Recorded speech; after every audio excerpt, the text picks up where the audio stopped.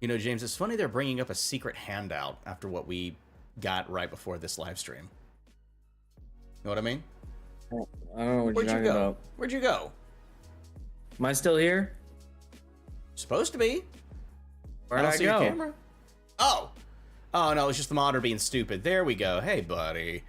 And hello, everyone. Welcome to Mayor's Desk for May 2nd, 2020. Almost said 2021. Oh, my God. I am 4 years behind. Flashback. Flashback. But yeah, hello, everyone. If you don't know, I'm Rob Barefoot. I'm the media manager here for RTAL. James Hutt here, our senior designer. Mind behind Balancetown. Mayor Balancetown. Need to say more? Do we need to say more? Don't need to say more. We can talk. We can talk. We can take more. All right, so I want to make sure everybody is aware what you're getting into today. We're going to be answering questions for Cyberpunk Red, lore, mechanics. We do what we can to keep things going. Now, I am fiddling with the chat to make sure it is what I need it to be. As y'all know, only last week, halfway through, we got the chat finally working. If this wasn't all held together with duct tape and prayers, I mean, I don't think I'd even really be doing my job right. But right now, I'm getting the first questions up and kicking. James, you want to go ahead and say hello, and give some little plugs, and we'll talk about Hello, stuff and everyone. things. How's everybody doing? Happy Friday, everybody. Plug, I guess. So, I love working at RTAL. Senior game designer. Love working on Cyberpunk. I love doing other stuff too, though. I got my own company called James Hutt Games.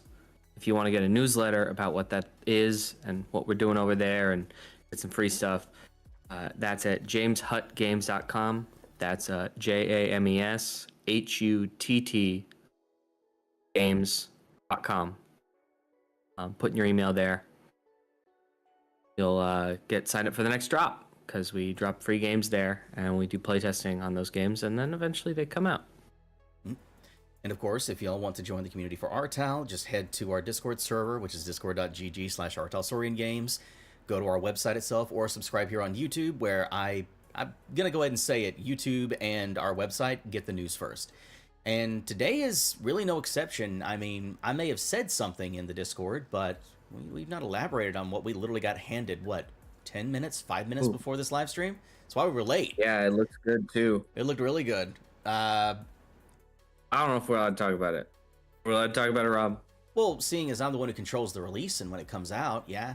I'm only going to say this. We'll talk about it at the end. You haven't told me. Yeah, we're going to talk about it at the end because I want us to get through our questions. Save it to the end. Yeah, because I want to give my friends a chance to get it ready and good to hit a button on. Yeah. But either way, if a button has not been hit by the end of the stream, I'll be hitting the button later today myself. We're not being subtle. There's a release of something today. There's buttons. Yeah, it's a lot's coming buttons. in May. Abigor, yeah, I was not joking. A lot was coming in May. This is just the start of it. Quite literally, today I got handed something, and there is more coming. I'm not going to spoil that rest though. The rest they can wait for, because I can't say much. To me, I've got a date today with Fortnite and Star Wars, so I don't know what to tell you.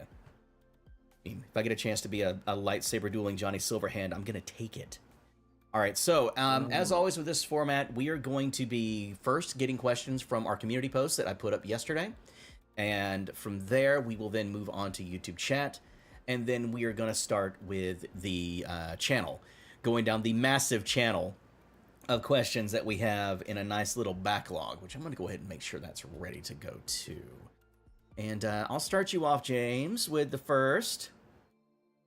I did. Now, say when it comes to the rules of this, one question per person per week, just because we have so many. And if you have 2 questions or 3 questions or 8 questions, yes, we've had 8 questions once in a single post, I will only pick one before moving on. I want to give as many people a chance. So from Mouton, what do we got? Hey, all right, got another question. Yeah, it's going to be around the heavy vehicle weapon mount. Vehicle heavy weapon mount. So, Nomad, rank 5 upgrade, page 164. Thank you for the reference. It's always good to do, because then, if we need to, I can pull it from the library. So, it says that the family will provide a Tsunami Arms Helix Rhymetail EMG 86 railgun, or Militech Cowboy U56 grenade launcher as a gift, since the release of the core book there has been many additions that are similar in price, range, and type. So, this is their question. Can the player pick a different weapon in the same price range, such as a Militech Archimedes from Woodchipper's Garage, or are they still limited to those 3 options? So, mechanically, obviously, the rules are what they are on paper. I think those 3 are actually the most powerful options.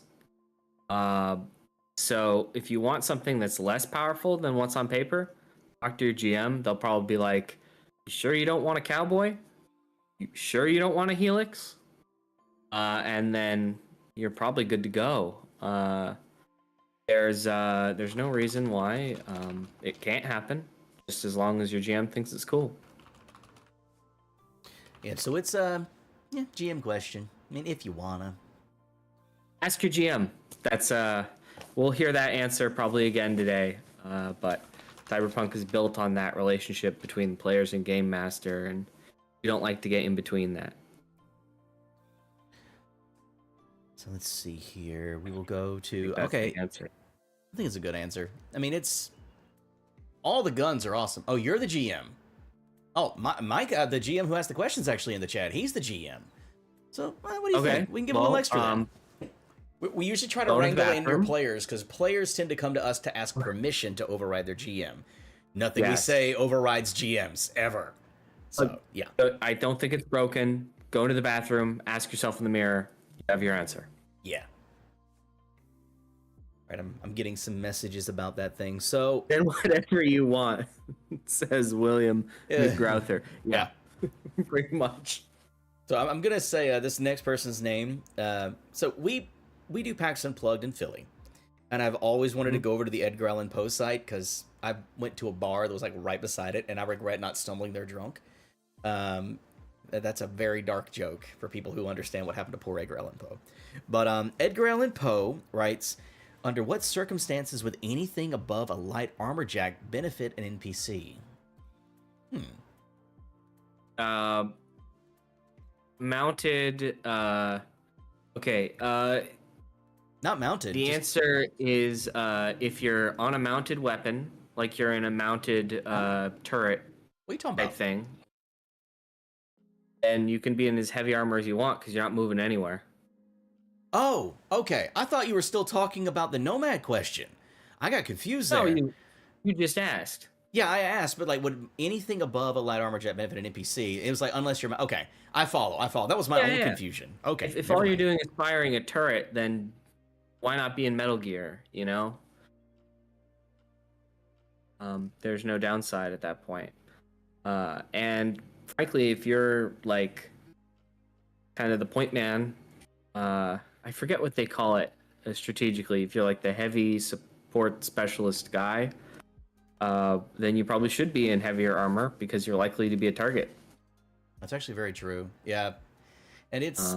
some people try to game it, of course, with bullet dodging and Metal Gear and stuff like that. But really, it's just protect yourself if you're the brains of the outfit. You can still dodge in Metal Gear. You can. I'm just saying, like, this if you get the what is it called? The Reflex Co-processor from Black Chrome. Reflex Co-processor. Yeah. And there would be, at the price where they can afford Metal Gear, there would almost be no reason you wouldn't have it if you were serious about your job as a mercenary of some kind with that type of budget. And since this is for NPCs, like, you can have a lot of variety with it. And remember, nothing's stopping you from tweaking stuff as a GM. Like, you... That is also true. I still quote it. You know, it's almost 20-year-old movie now. You know, guidelines, not rules.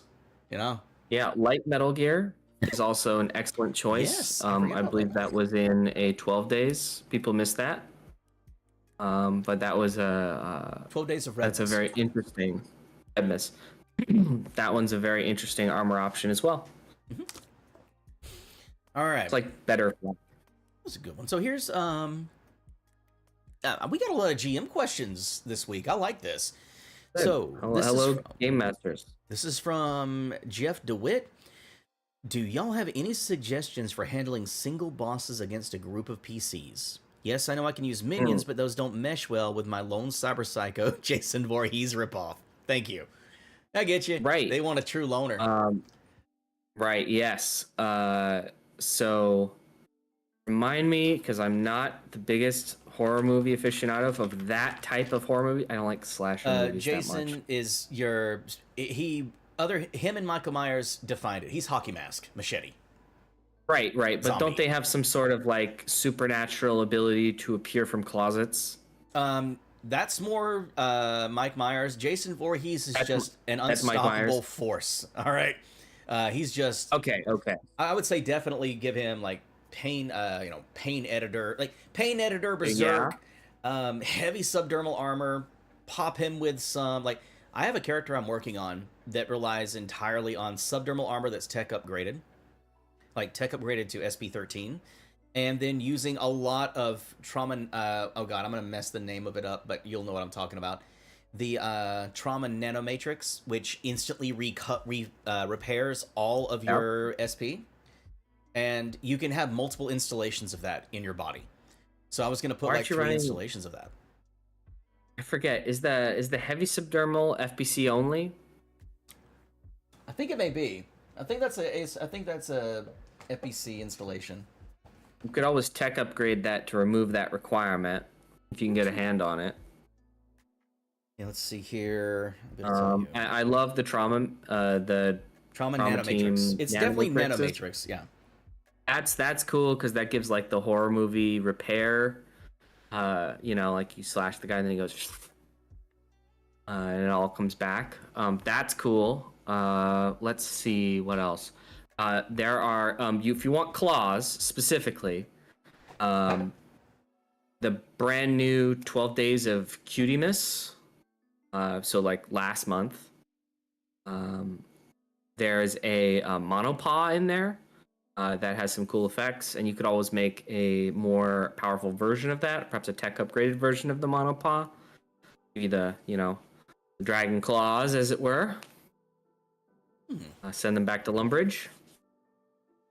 You also could be very evil, but it's just basically you want to increase the survivability. And if you're dealing with a, Jason Voorhees themed cyber psycho, he's not going to be dodging bullets and running up walls. He is just going to keep walking at you slowly, and you're going to wonder why in the hell is your bullets not working. So that's how you can make him scary, because it'll keep the recovery of his SP pretty much. I don't want to say invisible, but they're going to go, why is he still not taking damage? Some injectors, like give him an injector for a speed heal. That's good. Yeah. You can also just the auto injectors are good from Hornet's Pharmacy. That item is so good that we probably should have included it in core. We're big fans of that one. If you want to, if you pop open the mission kit, take a look at Adam Smasher. He has self-healing capabilities. And so Adam Smasher there is built as more of a force of it's nature. not the 1-to-1. Yeah. It's not the that is an easy mode product. So it's built to be more what are you talking about? That man's meant to be the end of a bad campaign. He's meant to be a destructive force. I kind of want to pop open and look at it, but I don't like it too long. He's good at that. But there's like, you get magic cards and you get different mana values of the same guy from the lore. That's just another version of it. Forgive me if I'm coughing a lot, Probably y'all. the one you fight in 77 is a little different because that's technically the 76 one. Yeah, he's been upgraded. He's been upgraded, exactly. So you gotta figure out what you're. I want to apologize already if y'all hear me coughing a lot. I think I'm coming down with something. I've been ill all week, and I think it's just starting to get to me. So I'm sorry in advance. But fun question. He took a fair amount of damage in the fight with David, so he probably got repaired from that. Maybe he's a little bit on the back foot of where he was. David didn't do nothing to him. He just didn't win. But there will be constant spoilers. If you haven't already watched it, you've had some time by now, and you're here. Really? Imran just raised a good point. You could look at Lord Ruthven. Yes, and you can look at Lord Ruthven, but spoilers for other people's animes are one thing. Spoilers for the first adventure in a really good adventure book is another. All right. Also, Lord Ruthven is kind of a little easier than what I think this person wants. He just is more dodgy. He's built to be more dodgy vampire-y. What at least I'm gathering here is that we want like horror movie. We keep shooting him and he doesn't die. Mm-hmm. Because that's basically what Jason is. They throw everything at him, everything, and he just keeps coming. He just. I would keeps say aside from coming. stats, the other thing you can do is plan idea seeds and then have them act strategically.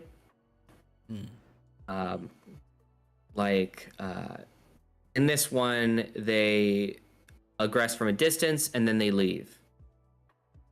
It's really funny when the sniper decides to get in a car and leave, because good luck. You were just Bond villain and then they left. I'll come back later, but I'm gonna really often pisses someone off. Like I'm gonna really your reveal enemy how leaving. much of a horror fan I am. I hope that whoever is running this Jason Voorhees Cyber Psycho is at least basing him off of Jason X, because that is when fucking Jason wound up being quite literally turned into a cyborg, so it fits. Yeah, like I get one to run classic '80s Friday the 13th, but Jason X was so bad. It was so bad. Anyway, wonderful question, because I will talk about horror all day long. I love this kind of talk. Anyway, I'll let us move on. And 2077 Smasher seems nowhere his lore self. That's because the story is always bigger than the actual thing. It's easy to talk something up and make it a boogeyman, but the reality is always different. It's like people talking about Morgan Blackhand. It's also really weird that you fought him one-on-one. Typically, that doesn't happen. Typically, the problem is that it's Smasher and 20 Arasaka specialists. Yeah, that's just a lot of bad. Yeah, you can't deal with like the incredible high-end, I forget what they're called, irregulars, I believe, in military jargon. You can't deal with one, we have to worry about this guy while also dealing with a coordinated team of killers, and that's typically there's also probably never a fair fight, really. So you get a fair fight and you win because you're really cool and you're the protagonist, and of course V is very cool, and has special powers. Corgo has just put it very well. For the record, the main article of 2020's Solo Fortune that describes Adam Smasher's abilities was wrote by Smasher himself. Yes, that too. It comes down to this: the story is always bigger than the reality, because reality is boring to talk about in a bar. Yeah. In a 1v1, I'd be more worried about Shaitan personally. Hey, I'm just saying. Saying what? Johnny did him dirty in his head. Didn't go down like that. No, it didn't go down like that. I wonder how people are going to react when they find out how it actually went. Anyway, next question. This is from Abigor. All right, we got a multi-question pose. All right, let's see which one's a good one. Sorry, Abigor. You want to roll randomly? Which one we take? We got 3 questions here. We go with the top. Top is best.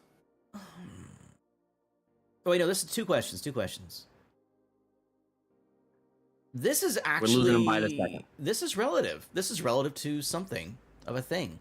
Regarding throwing people. Page 177 of the core book, rules mention that you can throw a person onto the ground, dealing damage and leaving them prone, assuming something like a ground slam. I prefer Undertaker's choke slam. But there is a separation of rules on throwing people and objects. What about throwing a... I didn't get that last one. Yeah, no, it was just, as I read this, I immediately had the meme pop in my head. I can't help it. What about throwing a person at another person? How would you rule out what's happening? I'm going to answer all these questions because the first one made me fucking laugh because you're going to hit a motherfucker with another motherfucker. Right. Obviously, that's... you're just doing a throw, and maybe you want to do a cool thing. You say your GM, hey, I want to throw him in the other guy. That might give them a chance to get out of the way. It might be a really easy thing to get out of the way because you're not like light speeding them at the other person. The guy getting thrown is not getting any kind of save. He's still getting thrown. That's one of the things about throw. It's just a method of ending a grapple. And you kind of earned that attack by being successful in that grapple. But as for can I do any extra fun stuff with it, that's a GM concern. I wouldn't make the guy they hit prone. I might just give him a -1 or 2. Unless the dude is like on fire, then I might have the fire condition spread. It's hard to say. If you're throwing a guy into another guy so that he gets hit into an electrical grid, then the GM probably set that up beforehand and wanted something cool to happen, and that's just good improv at that point. I can't get between that. I'm so happy that someone asked the question in chat, is this Medtech's wrestling name the Pharmacist? I'm trying to not laugh at a stupid joke that's like 10 years old at this point, and y'all are out here dropping brilliant names like that. That's wonderful, William. Oh my, I'm having a good time today. For feeling ill, I'm having a good time. But yeah, Abigail, I'm actually gonna say, like, I wouldn't normally do this, but the rest of the questions are still, they're in line with at least figuring out how to hit a motherfucker with another motherfucker. Do you want to answer more on this one? Okay. Where does the person land if I body slam him? Can I throw him further, potentially throwing him off a roof or through a window, or do I have to stand next to that in order to do so? Square next to you. Yeah. That's also kind of a rule of cool thing, too. Or your square. Mm-hmm. If you were throwing them off a ledge, you still get the check to stop themselves from falling down the ledge. And if they have a grapple hand, they'll auto-succeed that. That's in falling rules. Same rules. I would say throwing someone into something is very context specific, but that's the specific one for falling. And we have that because it's cool when players do it, but it also has to be able to happen to players in a way that does not make them feel like that's unfair, man. That's why we have a save on it. Getting thrown off a building without any ability to roll any dice is BS. Yeah, like me as a GM, I would give them a last chance grab, potentially to grab the arm of the person trying to throw them, leading to one of those badass moments of both falling. Things like that. Yeah. So let's see here. So we got one here from a guy called Cruntley. What do we got? Cruntley? Ooh, what would you both consider the threshold of a weapon's damage to no longer be measured in dice, but more as a narrative tool? This is his example. Obviously, you wouldn't roll damage for a nuclear explosion, but in a setting such as Cyberpunk, what would turn the average person into mincemeat, like the battery of a tank? What would turn the... Okay, I read that incorrectly. But a setting such as Cyberpunk, what would turn the average person into mincemeat, like the battery of a tank, might be survivable, if painful, to a chromed-out Edgerunner in the dark future. So his question is, when would we call autokill? Right, call autokill. I'd actually do it above a tank, to be honest. Because we're in science fiction. And the second word in that is fiction. Mm-hmm.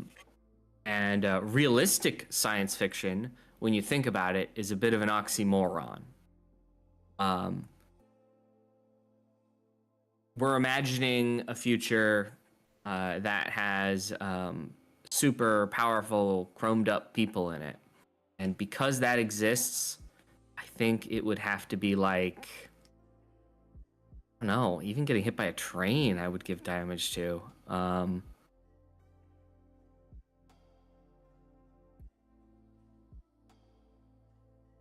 That's hard.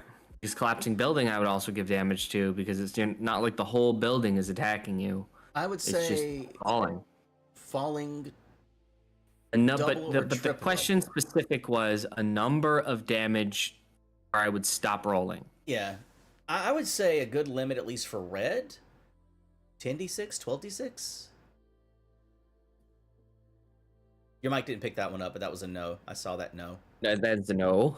That's a no from me. Let's see. If you're taking it, it would be at if you made a gun that fired 8d6, and then you got a headshot with it. That's 16d6. That leads me to believe anything above 20, just don't do it due to time constraints. Unless the person is armored sufficiently that they could take that, which would be very strange. At that point, you're having unstoppable object versus immovable object discussions. And at the end of the day, dice exists to tell a story. And I mean, we do have a don't roll for this, and that's falling off a skyscraper. Because that's what I was actually going to talk about. The story ending really quickly makes sense. But as for a weapon, I don't think I would like colony laser.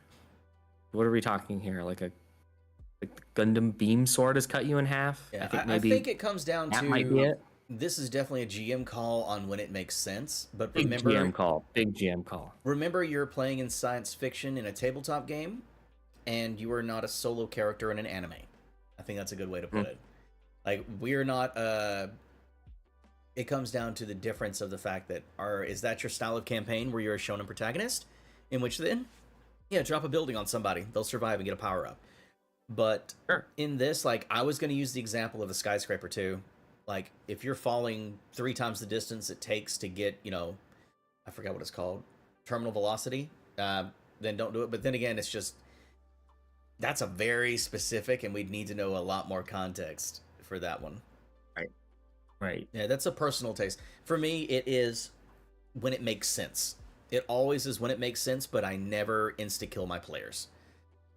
Unless they do something atrociously dumb, there is always a chance, but they get multiple warnings beforehand to let them know you're leading down a path you may not want to. Right. Yeah. It's also why I don't like including, like, so in the Jumpstart kit, the OG Jumpstart kit, I believe there's a bomb you can defuse. Yeah, I think so. And that is, I think, the closest we get to, like, hey, this is if you fail this enough, this is going to be a problem type thing. Yeah. I believe we also have a collapsing building in there as well. But anyway, yeah. You're making me have to think, because I've not read that in like 3 years. It's been a while. It's been a while. I need to actually refresh myself on it. I'm actually now at the point, after working with Artal, where I have to stop and think, I think that's right. God, I wish I had it on hand. That's the reason why I got my library now, so I don't get caught off guard. So, next question, and it's the final one on YouTube. Universaurus Rex. Huh? Hey, I know you, buddy. All right, so it's actually one around tech fabrication for net architectures. Can they be fabricated? Right. And if so, how are material costs determined for components like floors, features and defenses, and one or more black ice instances on a single floor? So it's pricing for fabricating net architectures with options like, how many floors, like 500 EB for DB8. Like, it's a complex question. I have an answer for it, but I want to hear yours first. Right. Obviously, there's no worked out system for doing that right now, or you wouldn't be asking. Good rule here is to say yes, especially when it's the players coming to you and asking you for this. The base stuff, there's a calculator for how much it should cost. I would follow that calculator.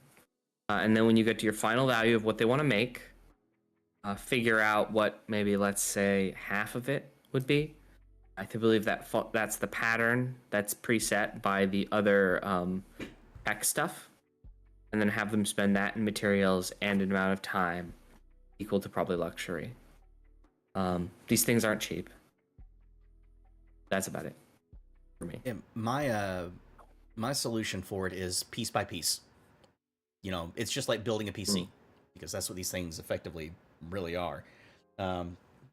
build your shell, then work out how many floors you want installed in it. So just, you get the shell done, then you get the floors done, then you worry about the options and defenses, then you worry about black eyes. So instead of doing one big bulk thing, it makes it easier when you part it out. Because then you can really factor in proper time, proper cost to make it smooth. Yeah, Rex is in chat, actually. He just asked the question. So do it as a whole item and not as an individual parts like an FBC. My solution is individual parts. James's is different from mine. So it's... Yeah, mine will take maybe a tenth of the time on the table that his will take. Mm-hmm.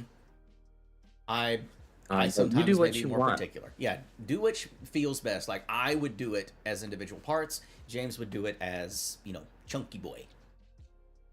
Yeah. Which... Another reason why I like doing these is because it's going to take a long time anytime. Yeah. Anyway, so this is a player that's doing this is going to be doing this with knowledge of the idea that this is a long-term goal they're working towards. All right, so we are right now at the point where we're about to start looking into the chat for questions. So I'm going to give y'all a few moments because I'm going to go and get more coffee. So you have all of 1 minute to ask a question, and I'll be back. And I'll leave y'all here with James to discuss stuff and things. Don't spoil anything. Hello, everyone. Hello, everyone. How you doing? Having a good day? Look at this chat here.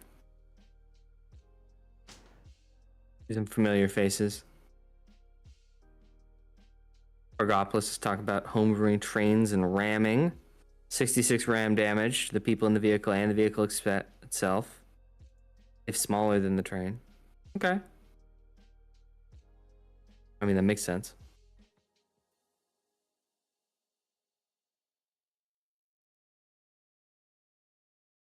I'm assuming this is a train ramming another car. Like, stopped on the train track type thing.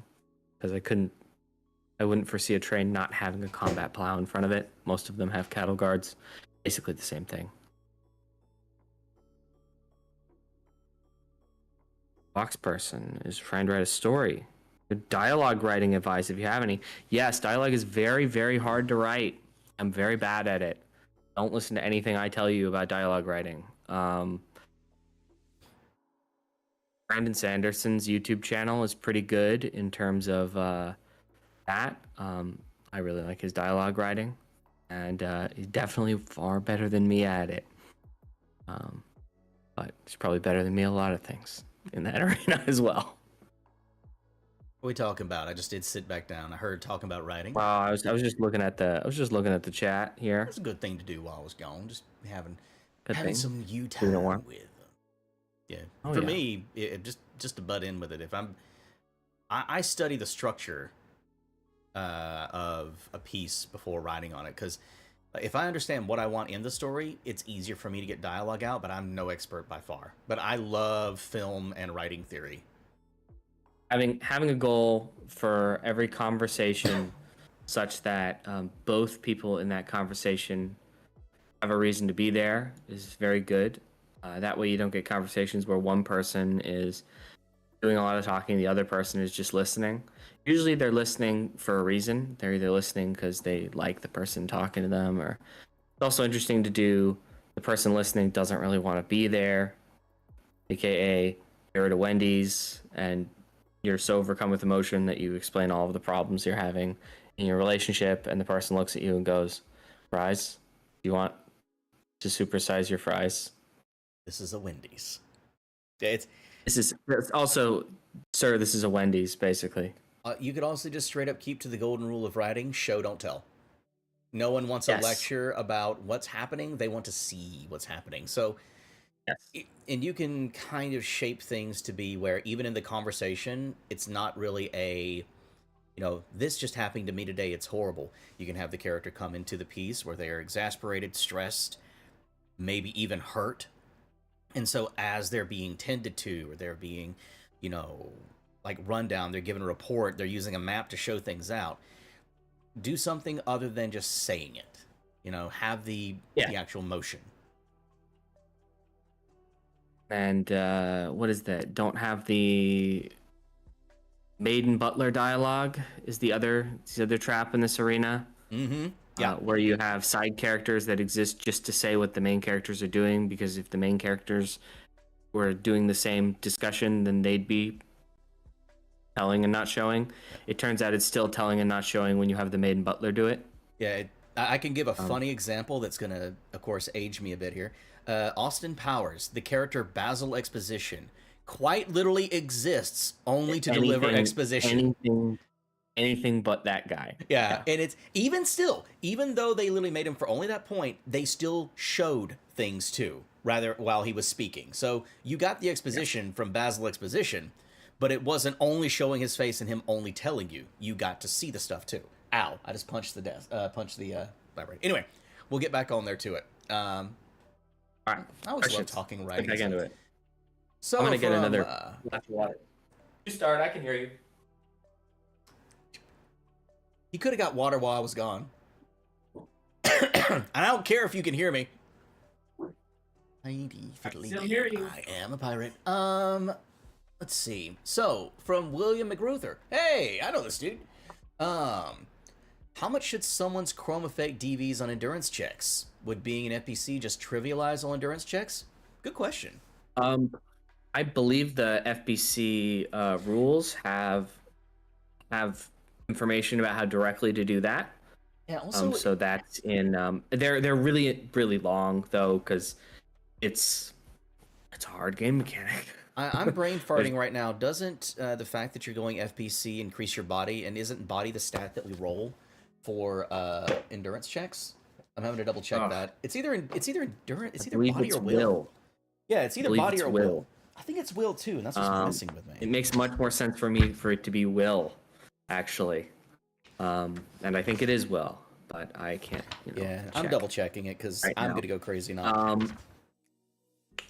Yeah, I think that's. It is will. I'm not going to say go read the rules. Yeah. I do think it basically says, hey, you don't do this the same way anymore. Yeah. Let's stick with that. Yeah, I just saw a question pop up in chat immediately. Hey, what's releasing today? He doesn't get to say, and I don't get to say yet. You're gonna wait to the end. I heard it was going to happen at the end. We're getting toward there, though. It's like they're trying to hold us at the end of a plank or something. 15 minutes. Yeah, or so. Something. Well, we're oh shoot, we are. Do we want to do a 2-hour this week, or do you want to do a 1? I can do a 2-hour. All right. I mean, I'm coming off of a vacation. Yeah, I may take one next week after I get my meetings done. I'm debating it. I need to work on some games. My 2077 game and a new 2045 game. Man, nice. They're trying to hold us at the end of a plank here or something like that, trying to get us to say stuff. Isn't this interesting? Well, I mean, it's kind of unfair to tell them there'll be a fun release announcement and then say, we'll do it in an extra hour. No, it's not unfair at all because I get to enjoy hour. It'd be nice.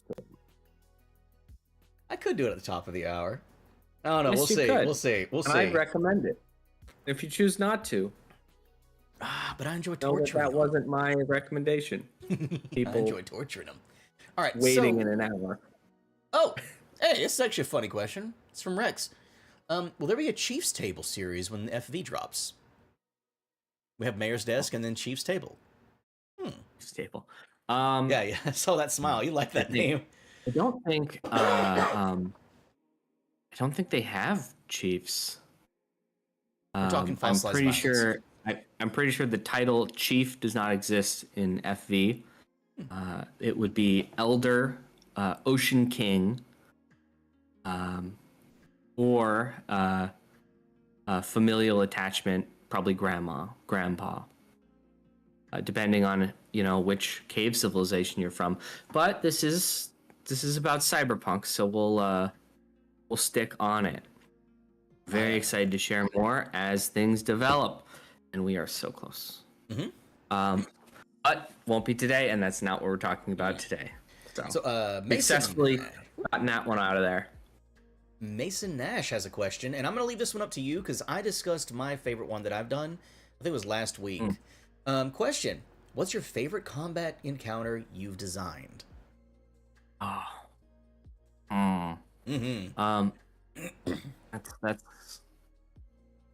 That's a hard one. I know, man. Designed because like, well, I really like how people talk about the Lord Ruthven encounter. I'm really enjoying really enjoying that. But I think my favorite is the oh man,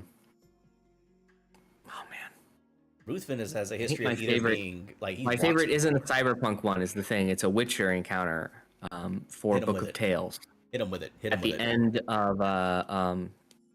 end of Under the Ice, there's a fight with a big frog on a frozen lake that breaches out, a big frog monster in a frozen lake with a translucent tummy that jumps out from the frozen lake to get you. And there's a bunch of cool mechanics related to frozen lakes and big frogs, and it uses all of the fun of big frogs in tabletop role playing games, but in like a boss encounter.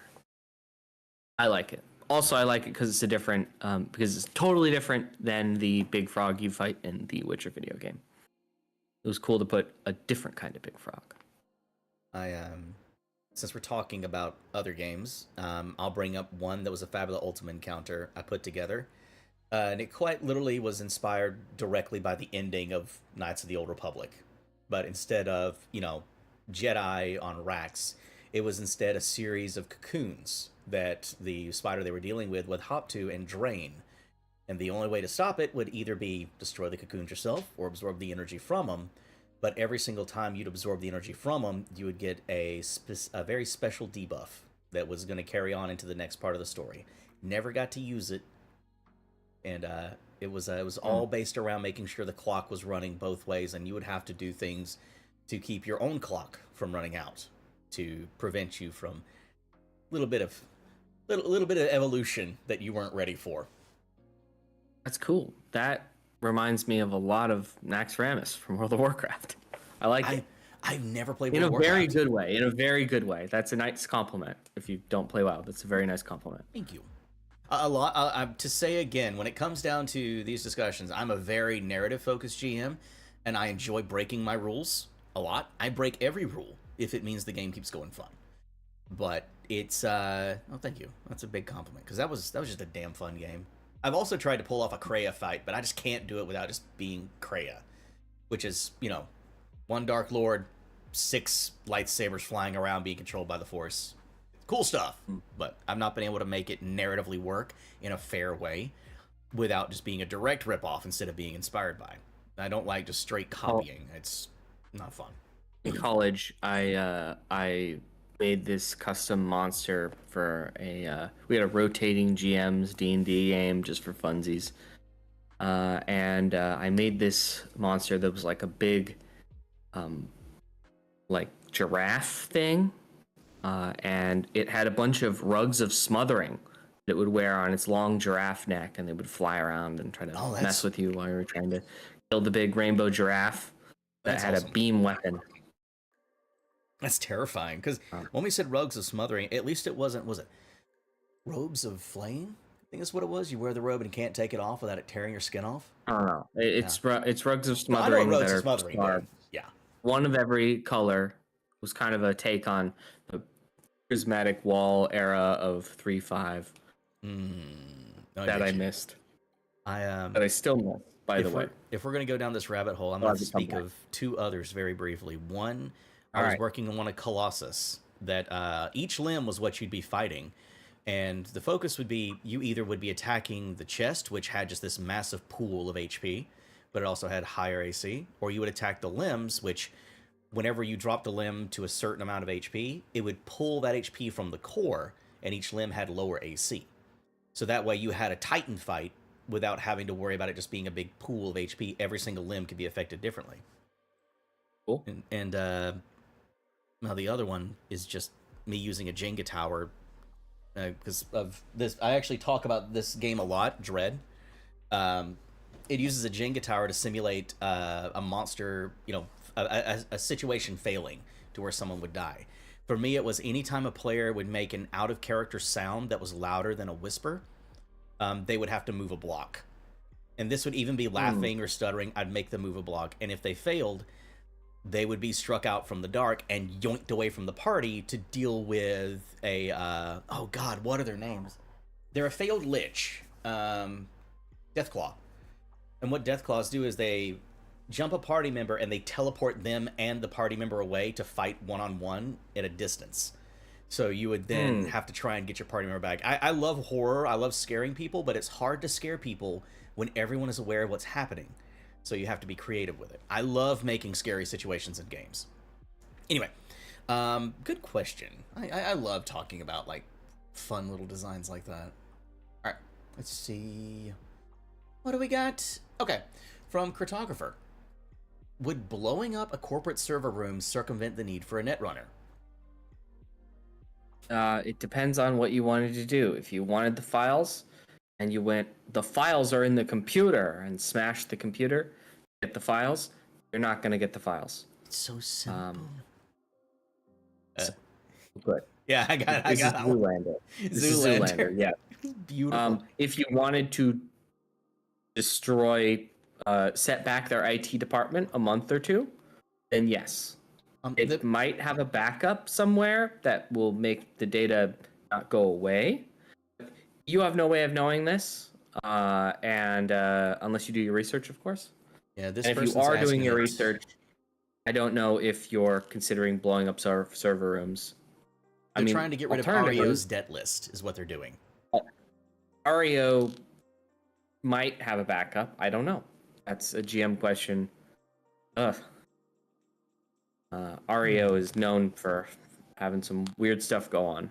So maybe it'll work. It'll certainly piss him off. And you gotta consider yourself, you gotta ask, how much am I being paid to blow up this server room? Rockets are expensive. Depends on how much debt you're in, I guess. I've already got the next question lined up. It's from A. Leonov. This goes back to HQ rules. Get ready. Is there any possibility to have 3 workspaces for corpo assistants? 1 upgrade per HQ.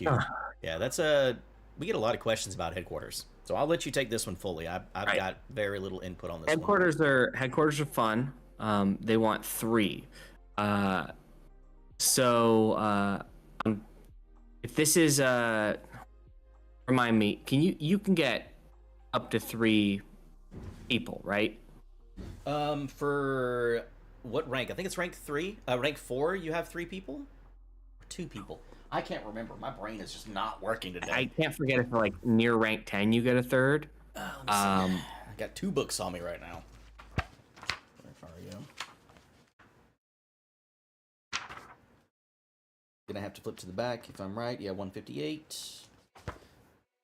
It's not exactly where I need to be, but it's close.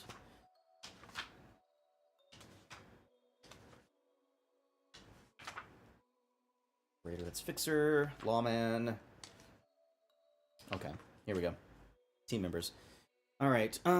Starting at rank 3, you give execs. So yeah, this would be upwards of 9. Rank 9 is when you get 3 people. Right. That's very end game right there. So, oof. I mean, I don't think it breaks anything. If you're at rank 9, it doesn't break anything at all. Yeah, you're at that point where you're above rank 8 in anything. This is end game Cyberpunk. You have whatever you want. You probably or you know where to get it. You have the money likely to do both. Yeah, you're preparing your next character at that tier. Yeah. You're trying to, either retire or, I don't know, get to rank 10.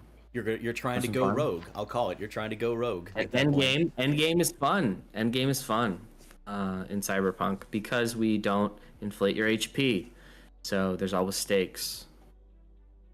Yeah, hopefully we answered that question more onto it. But it's when you're at rank 9, those little pluses. Well, what do you? I gotta ask the context because I think this is a living community question. This just feels like a living community question for being that far ahead. Now, if it's, can I get more workspaces because there are multiple execs in my team, then you probably should allow that as a GM. They're not created with that in mind. That is an oversight. Um, so there's your answer. Let's see. Trying to find the next question. I'm loving how active y'all are actually just straight up being in chat. I'm actually just having trouble getting through.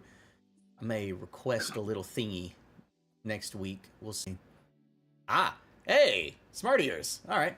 From Friedrich Limons, sorry. So question on Smart Ears. It says they come in all shapes and sizes. Can you provide some further guidance on this, like earbuds, flesh inserts, or even bone conduction on the temple? Right. So this is Smart Ears? Smart Ears, yeah. Yes, they do come in all shapes and sizes, like the one you see in the photograph in the DLC itself. That's a good example. You can get more compact headphones. You could probably get over the ear, like these ones. You get the bone conduction ones, go there. You could probably get like lower bone conduction on the jaw there, like so it goes here. You could get big cans, like that style, audiophile style headphones. Really, it's just you could probably get anything you saw when you played Jet Set Radio. It's more of a what does your gear look like at that point. And we like to open the door to your cool stuff that you earned looking the way you want it to. It's just Games is low FPS. Yeah, you're low FPS right now. I don't know why. I think it's just your connection. A connection. Yeah. Tab back into the little window. See if that fixes it. Your computer may just be pulling a little bit of memory forward, keeping it low FPS to keep your CPU from being too wild. It's still the same. It's not a big deal. It's not a big deal. Get that cursor away from me. I'm low FPS. Yeah, I know you are. It's a style. I have Hold on. Is that an 8-ball and a chain? It is. How did I not notice that the entire time? I thought FPS. you were joking about that. Oh, no, I wasn't joking about that. You were not joking about that. Okay. Let's see. All right, we're going to continue on. Trying to see here. We're now getting to the point where we're talking about Ruthven. Which, by the way, I was going to say when you were discussing it, Ruthven has a very polarizing time against people. Some people rock him, and other times he destroys crews. I like him as a villain. He's got variable stuff going on. Yeah. Don't be afraid also, if you're ever trying to make a truly strong solo boss, don't be afraid to take something we've made and reskin it. Reskinning was what saved my fun in 5th edition because all my players kept reading the monster manual. Like, for example, last Gen Con, I ran a 2077 gig, and I basically took Vanisher and upgraded them and put them in an FBC with grapple hands and feet. I had a fun time with that guy. Yeah, it's what is it? Sometimes when your players read the monster manual, you have to reread the DM's guide, do it yourself. Mm-hmm. I do not like it when players try to ruin their own fun. Players reading the adventure is really unfortunate because you never really figure out about it until they're like, this isn't as fun as I thought it was. Well, we exist in a current we live in a society. Now, we exist currently when people must know everything. They love going in deep on lore information. They need to know everything. But sometimes they're taking away their ability to have the suspension of disbelief, which is what make tabletop games fun. And so, like, anytime I'm doing any kind of tabletop stuff, I write my own stuff. I was actually not okay with pre-gen adventures until I got sent Street Stories before I even worked for Artau. And it was Reaping the Reaper, and I'm like, this is kind of cool. All right. And that's what got me back into it. But still, don't be afraid to throw some curveballs at your players, especially when you know they're reading. All right. And not all pre-gens are created equal. Yeah. Not all pre-generated adventures are created equal. There's great adventure content, and I mean, you can always tell when somebody's put some real love into it. Oh, hey, this actually is a decent question. It's from Ralph Murillo. It goes back to our discussion about net architecture pricing. When pricing out a net architecture for cost category for tech upgrading, would the cost category for the final cost of the architecture, would it be the final cost of the entire architecture or cost category of the level of floors? I would do cost of architecture, super luxury or luxury. Like I said, this is not directly compatible, so it's a call on GM behalf. But I think constructing super luxury stuff takes a really long time on table. And luxury is where I would fall into that. Yeah, that's a doozy. Like, because they're starting a project that could take them a couple sessions, game sessions, before they actually get to finish it. So I don't like to go into the super luxury tier. I just had too often. I just had chat massively update. I got to scroll back up and find where I was. All right, so how's the latency? It was the harmacist back there. Talking about home security. No, you're good. You're good. You're at a solid. Oh, good. 20. I'm back. Yeah, you're at a solid 20. We've got to figure out how to fix your camera situation. It's just your laptop. We know it's your laptop, and it's definitely software related. We know it's my laptop. Yeah, we know it's your. Don't worry. All right, discussing that analog dialogue. Let's see. Discussing FBCs. I'm loving seeing all this chat. It's not a bad thing. I'm just trying to keep up.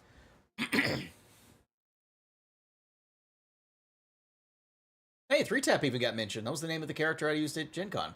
Yeah, Rex brought him up. Yeah, same guy. I'm getting there. I'm getting there. A lot of chatter. A lot of chatter. This is awesome. Just a lot of chatter. Okay. Okay, here we go. From Misha Green. Does exotic body modification count against humanity cap as regular or Borg? No. If so? No. Mm-hmm. Yeah, because that's the difference. Your bioexotic goes against your cap. No. Exotic is inherently it inherently does not. The cyberware that is installed when you do that does. But the got you. body sculpting does not. I follow. In terms of the cap. Yeah, so what you do to your body is one thing, but when you start putting in the cyberware to support it, then you start to have, It's about the cyberware, not about the body sculpting. Gotcha. I didn't body even know sculpting, H-loss doesn't have any cap reduction associated with it because it's just the H-loss is just from it being jarring. It's not from it being a penalty to overall overtime max, Mandy. All right, I think I'm getting down to the end here. Misha just asked another good question. I am going to ask this one because this is something I know is going to come up, and I think we can do an easy answer because of the tech rebuilds. Can you hide behind cover and shoot through your own cover with tech weapons? Yes. Yeah. Yeah, that's what they're for. You're not only going to... If you are... the distinction doesn't matter because the fact that you called it your cover, I could call anything my cover by standing near it. Cover's cover. It's just cover. Cover is cover. Yeah, there's a short going out today, I'll get it done, that actually explains the rules of cover and also how to get around... Huh? I'm talking about since the beginning, by the way. Yeah, this is not that news. It's not something a reveal else. thing. Yeah, I'm putting it Just out. That's going to you know. be discussing using cover, preventing people from using cover, destroying cover, fighting with cover, and also how to stop people from abusing cover. So since shorts now go up to 3 minutes long, I can cover a lot more cases, which is why instead of me just letting my Cyberpunk Quick Hacks series just sit on my main channel, I'm redoing them on the Artal channel with a lot more stuff. So it lets me cover shit like that. All right, I think we're pretty much good on questions from chat for now. You ready to hop into the depths of the Discord questions? Yeah. Sure. All right. Grab some Discord questions. I'm game. Like I said, I'm down for 2 hours. So, just would love to reveal that thing. A recurring nice question. People that have been waiting. Oh, they'll get their stuff. So from J. Jonah J-Lo, still one of my favorite names. Still one of my favorite names, because I'm totally not going to simply say that we're releasing the Shadowscar DLC after this stream at all. I'm not saying that at all. We're not going to talk about it. Yeah, we're not going to talk about it at all. We're not doing that right now. Yeah, it's not about pirates and stuff like that. So J. Jonah J-Lo asks, is there any sort of intended rate of progression when it comes to rep? Or is it the sort of thing that's meant to be decided entirely by the GM's preferences? And they're using Hope Reborn as an example where they elaborate, but I'll let you answer. Sorry, what was that again? Something about J-Lo. I was doing the whole question. Fine, I'll reread it. Is there any sort of intended rate of progression when it comes to reputation? Or is it the sort of timing and thing that's meant to be decided entirely by the GM? And they're using Hope Reborn as an example. Their group's media has been writing scream sheets about the crew's exploits since Session 1. Should something like this automatically boost the crew's rep up to 7? If a player making boosting their own rep a personal priority, how far should I let them pursue it? Especially if their rep boosting plans aren't really related to the scenario we've agreed to play out. I see what this is. I see what this is. So this is a question about, I guess it's a player that wants to get a reputation. That's a good motivation for any character, right? And is really trying hard to get that reputation. And it's not maybe it wasn't something that you expected them to do, but now you got to roll with it and you're trying to figure out how. Maybe that's what I'm picking up from this. I feel like a psychic. Am I feeling vibrations in that direction? I think this is more of a, what do you do when all players do is try to increase their rep? Because I feel then it may turn into... I have never, ever heard of players only ever wanting to do that. Well, I can see potentially where it's players going. only want to steal cars. Players only want to get money. Yeah. All my players want to do is downtime activities. Let me stop you. How do I give them actions? Let me stop you. I think it's because they're wanting to utilize the face down mechanic to avoid fighting by simply going, I'm this person, go away. Instead of having, fighting, they're wanting to just get that number higher so they get that result more.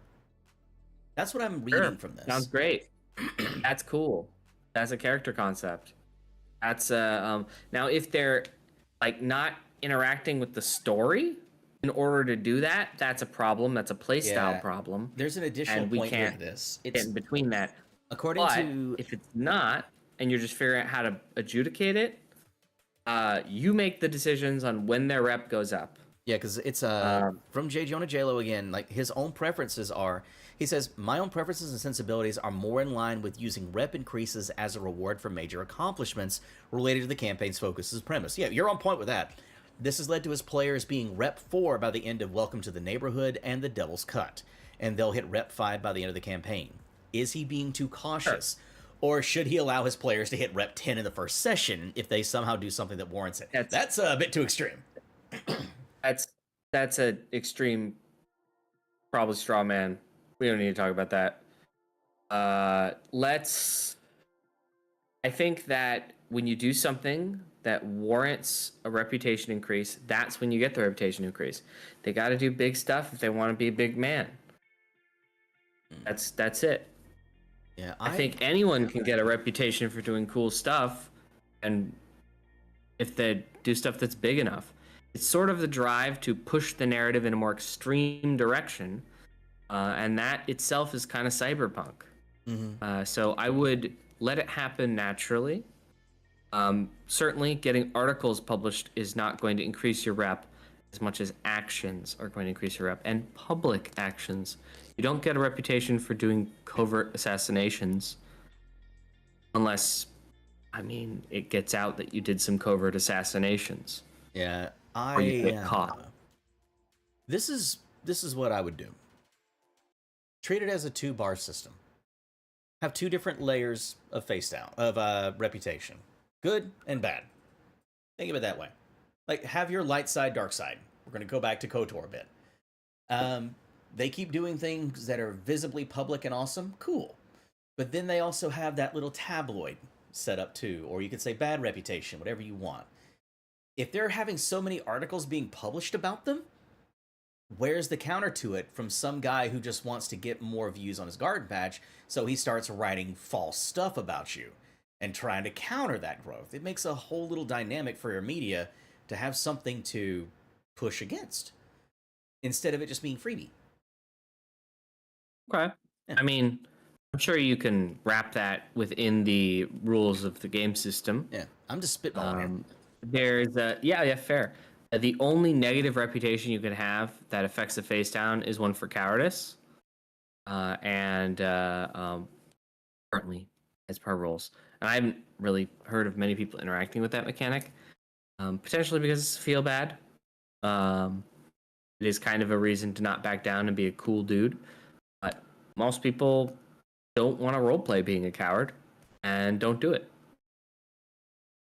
Yeah. So, people assume if you put something in front of them, that they can kill it. Is that reputation can go up and down over time. Your actions are not necessarily remembered forever. You won't be. You have to kind of maintain a little bit. And there's always the chance that somebody doesn't know you when they meet you. Mm-hmm. When they roll under your rep. Yeah, I mean, I think it's cool that your players want to interact with this part of the game, and you should say sounds good. But just doing publishing articles isn't going to get you there. You need to do stuff. All right, so this is a fun little one. It has to do with battle gloves. Well, actually more. From Mew. Is installing cyberware into a battle glove, smart glasses, smart ears, does it require a whole 4-hour procedure as well as a med tech performing surgery techs? Or should a tech be able to do so with a cyber tech check as well? So this is about installing cyberware into external pieces that they can load them into. Yeah. I believe that medtechs, that anyone can use cybertech to forego surgery on cyberware. That is my belief. I believe that says that's in the trauma team section. I'm checking. And so yes, you can install using your cybertech skill if you don't have the surgery skill. You do it as if, as I believe that's what the battle glove says, you're doing it in a cyberarm. And since the cyberarm is a piece of cybertech, you can still use the cybertech skill. Cyberarm is a piece of cyberware, so you can use cybertech. I would say that's dead on right. I'll need to look it up. That just sounds right, because I'm pretty sure that's what cybertech's for. It's identifying and potentially repairing cyberware.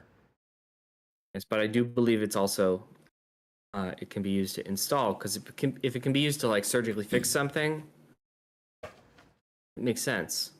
Yeah. For time's sake, I won't spend the time looking it up. That sounds right. 223? It seems like it makes sense. Seems only for critical injuries on 223. I think your GM will let you get away with it. Yeah. If not, go to Ripper Doc. That's nicely.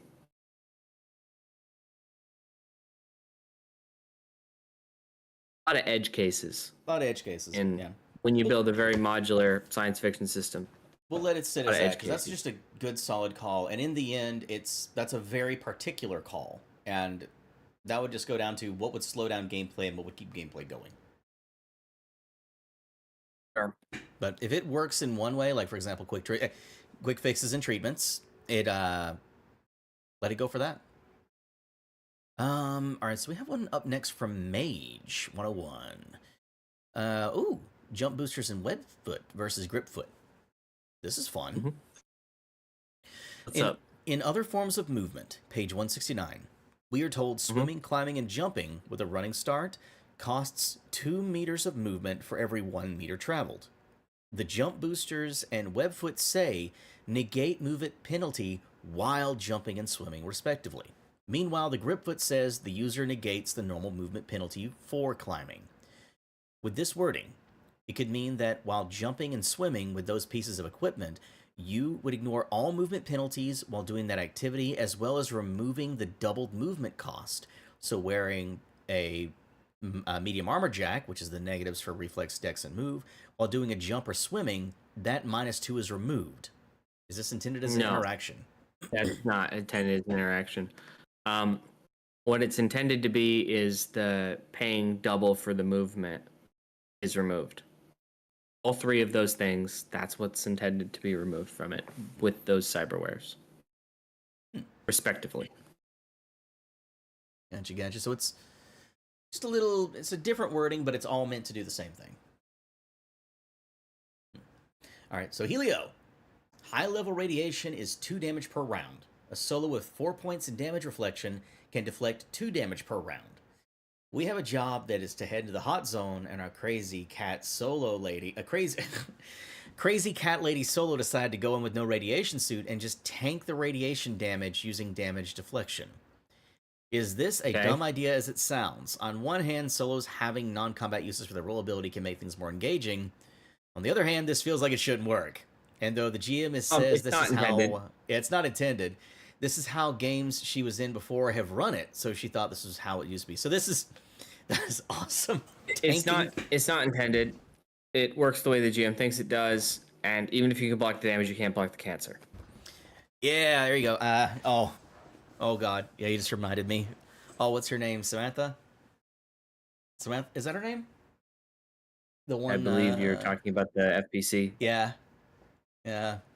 Rip Samantha. Can't block the cancer, even though if you can tank the damage. Right. To me, it's like you're not going to stand there on fire and go, it's no big deal. No, you're on fire. And it's that's becoming more of trying to be too video gamey rather than actually playing in an RPG. TTRPG. Right. That's the difference. It's going too far into the video game realm when it should be kept narrative. Oh god, I am being irradiated. This is gonna be fucking terrible. I've seen Chernobyl. I know what happens. Right. Radiation also doesn't immediately immolate you IRL. No, it takes time, but we do have a damage tick for it. We have a damage tick for it. Yes, indeed, and that's because it is very hard to put a mechanic on that. Yeah, you don't have immunity to radiation damage, basically. Anyway. Yeah. That's a funny one. All right, wear a suit. Wear a suit. Wear a suit, please. Ooh. So Chris Revocateur. In Hope Reborn, mechanics are introduced for firefighting, where fire has an HP pool, and a fire extinguisher is a special weapon that does damage to fire. Before Hope Reborn, there was another firefighting tool introduced, the CO2 grenade, which instantly put out any fires within its explosion area. With the introduction of the new firefighting mechanics, does the CO2 grenade still put out any fires instantly, or does it now do grenade damage to the fire in the explosion area? The CO2 grenade does what it does. Yeah, that's a case of it being a specific thing made for that story. It's just a narrative tool. It's a narrative tool to do something cool. So if you happen to have that particular FBC in that particular story, that's probably a spotlight moment for them. Oh, yeah. But the story is written so most of the time the players get the intended narrative presented in that, and that's just you work with outside writers. There's not going to be complete enmeshment in everything, and sometimes what's cool for the story isn't cool for the core system. Yeah. Break your rules. Have some fun. Right. Let the Brimstone do the cool ass Brimstone thing. Yeah. No, that would be. I mean, that if would. Someone's invested that much. Let them go wild. The whole thing. But firefighting robot is here. Oh, there's a fire. Done. Yeah. It might be hard to actually play it right and not have it put out the fire really quickly. Brimstones are very good at putting out fire. Mm-hmm. We got one. Also, in real life, CO2 grenades are incredibly expensive if you look them up. There's a reason why they're not standard issue. The ones that are what is it, designed for like the stronger fires, like metal fires, are excruciatingly expensive. There are ones that have like copper dust in them. I just thought that was so, I don't know, cool. I saw it recently. I was trying to not make a pun out There's of that. this great video. There's this great video of a there's a fire in like a some sort of like smeltery place, and it's clearly one of the bad kinds of fire. And this guy sees it and is like, and then it spreads halfway through the room in like a second and a half, and he just books it. And then, the room fills with fire and the camera feed goes out. That video is real creepy. James, all fire is bad. All fire is bad. But there is degrees of fire worse. I mean, let's face it. There are degrees of fire. There are certain things that get caught on fire that really like being on fire. I'll okay. Just leave it there. I'm trying to not make more jokes out of it. I've seen like the smelter videos and stuff like that. When you see molten metal shoot through the air, it's never a good thing. All right. In the same arena, before we move on, because like I said, if it's the second hour of a show, we're having fun. We're having more fun in the second hour. My weekend has started and I'm hanging out with y'all. We are already almost at an hour and a half. You happy I'm not eating key lime pie right now? Normally would be. But there's the other one where is it the fishery thing where the thing that shoots the fish out into the conveyor belt clogged with fish, and then they just start filling the room, and the guy is like, "Oh, there's a lot of fish." I've seen that one. I've seen that one. The room fills with fish. I'm like, "Oh no!" Oh no! No, I know exactly. It's too much fish. No. We're getting sidetracked. These are the videos that I like. God. Next question for my own sanity from Peregrine. One question regarding the development of software like programs in ICE. How is this done? For example, does someone need the interface ability? What about the maker ability? Is that sufficient? What skills should be used? Right. Yeah. In your headquarters, there is something that lets netrunners do this. I'm just going to refer you to the headquarters rules. They're spelled out. I believe you use. I think they're talking about base rules, not just headquarter rules. Just like in general, how they make it. No. The base rules are in the headquarter rules. Oh shit. There's a I believe one of the places in the headquarters lets netrunners work on make hardware and stuff. Yeah, there is. That was one of the big things that people were really happy to see when we put it in. I'm just finding it. Yeah. I believe we just say as if you're using the maker ability, right? Yeah. What is it? It's the server room. When a server room is upgraded, a netrunner or crew member can use electronic security to upgrade, fabricate, and invent cyberdecks, cyberdeck hardware, and cyberdeck programs as if they were a tech using the maker role ability. Page 148 of the core rulebook.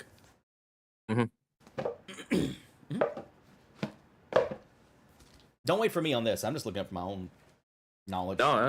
Knowledge. It's all good. I'm going to grab a quick bio and I will be back. Yep, you got it. I'll sit here with him. It's my turn to mess with him now. Right. Yeah, there you go. He's learning how to use that mic. Like it's been something I'm dedicated to get everyone at RTAL at least with the same webcam and same mic, so I can have consistent sound and video for editing. And yeah, it's making me happy seeing this all line up. But yeah, that comes down to fabrication.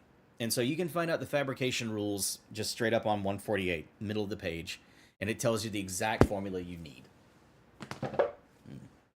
So, for those of y'all who didn't pay attention, I'm going to be a little bit more obvious. Initially, I was going to stream on my personal channel after this, but I now have something that has popped up that I will be releasing after this stream. It is going to appear first on DriveThruRPG, and then I'm going to announce it on our website and then YouTube. And it is going to be Shadowscar's first DLC release. Now, I still count the character creator and supply kit as the first DLC, but this right now is the true first new release. Cody quite literally finished it 5 minutes before the stream started, and I was expecting it Monday. But it is a full-on adventure. It is called the Pirates of Shadowscar. I'm going to just say Steel Court is involved, airships, some fun. It's just some fun, and to give y'all something a little bit more, because it is taking us a little bit extra time to get the core rulebook out, which right now is in a good state. Of course, we're still waiting for art, but yeah, you will have a straight-up free adventure by, what time is this stream going to end? Maybe about 7 p.m. Eastern. I just got to make sure it's up. But it will be in full, a straight-up adventure made by Cody. I'm going to run it this weekend. Yeah, it's going to be airships involved, Steel Court, some fun. Some fun. Welcome back, James. That cursor. Hello, everyone. I'm back. Cursor. Get it off the alien. He doesn't get it. Thank you. I'm going to start speaking like Bill Skarsgård and Nosferatu. Did you get the whole... Corgi wants to know if you got the whole pie. You got the whole pie. It's just for me. I don't have a roommate. I live here. Yeah. You got a nice place. I like the neighborhood you're in. It's chill. If I could afford living over there, I would most likely be in the same area. I like it there. On down. I'm debating it still. It's one of 3 places. It's one of 3 places. Maybe 4 now, I'm debating. Anyway. No, eventually your house is gonna... I mean, there's a tornado this weekend, right? We have tornadoes expected. I want to hurry it up. And only about 3 days ago, we had more gunfire down the street, which means we have most likely another gang war happening in town. Happens. That's good. I hate the fact that I can shrug and say happens. God. All right, let's keep the prices down. Funny enough, rent here is almost as expensive as it would be in one of the bigger cities I want to move to. It makes no sense. Wow. It makes no sense at all. And before I go into that, let's go with the next question. It does seem weird. It's just fucking dumb. So ZZ Colt has a question. Oh, this is gonna be this is gonna get timestamped. ZZ Colt asks, what actually happens when subdermal armor and the like are EMP'd? Do you lose the SP, or just the ability for the SP to repair naturally? Repair naturally. The second one. Mm-hmm. It doesn't stop being metal just because it's received an EMP. Yeah. Now, the nanomachines probably don't like getting an EMP. Yeah. I would say the same thing for grafted bone lace. Yeah. Clearly. Yeah. So I'm gonna at least throw that in for subdermal armor and grafted bone, muscle and lace. Blah. You know what I mean. The EMP does not make you instantly lose the stat. It does not make you lose the armor. It's not like a linear frame. If a linear frame is EMP'd, you do lose it, because that is a whole apparatus. This is something already in you lose the stat, you don't lose the HP increase. All right, so nice and easy one there. Rizzy. I recognize Rizzy. We've had Rizzy here before. Ooh. Oh, yeah, net running question. Here we go. All right, net running. Regarding net running programs and net architectures, normally the only way to impact a net Hold on. This question may have already been answered. Remember what I said about please don't double post questions in different spots, but I'm going to read this one out, and we'll see if we've answered this one. I think this one is exactly the same question that we answered last week. I think so, too. I think someone double posted. The startup is exactly the same. Yeah. Normally, the only way to impact a net architecture past jacking out is to leave a virus. However, programs such as Sabertooths, Killers, and Dragons all notably destroy programs rather than derez them. Does this include... This is the exact same question. Okay, please, guys, don't post questions in multiple spots. I'm going to stop answering questions. Huh? This is the same poster, I'm assuming? Yeah. It sounds exactly like the last time we heard it. It seems it's basically around, let's just move on. Yeah. Come on. Yeah, I don't know if it is. It sounds like it. We're going to hold on it. But if we're wrong, we're sorry. Yeah, and if we're wrong, whenever I put out the community post next week, tell me I'm wrong. I will say I'm wrong on the next stream, and we'll answer your question. Promise. Ooh. Arcidia has a fun question. Could a tech upgrade a neural port to have a control node in its net architecture to control a drone? Cool. There is in All About Agents DLC, I believe there is what could be considered the jumping off point for this type of idea. So go check that out. I believe there's a drone controller in there, and that will get you going. It is a tech upgrade that you'll have to invent, so you'd have to talk to your GM about that. But you're a tech, you're used to doing that. Go do it. Have fun. Yeah, that's a cool idea. I see what you're doing there.